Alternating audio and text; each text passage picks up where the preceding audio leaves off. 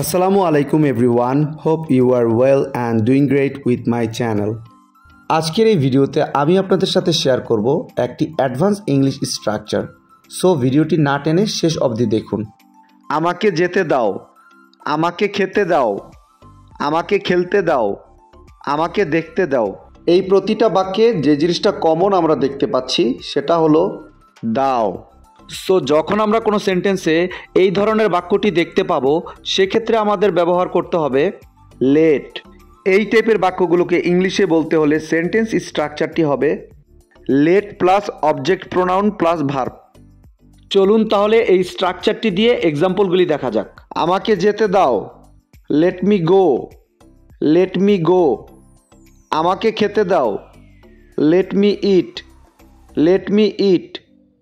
আমাকে খেলতে দাও, let me play, let me play. আমাকে দেখতে দাও, let me see, let me see. I hope এই স্ট্রাকচারটা আপনারা ভালোভাবে বুঝতে পেরেছেন। Now it's your turn. আমাকে নাচতে দাও, আমাকে নাচতে দাও। এই বাক্যটি ইংলিশে কী হবে আপনারা কমেন্টে লিখে জানাবেন।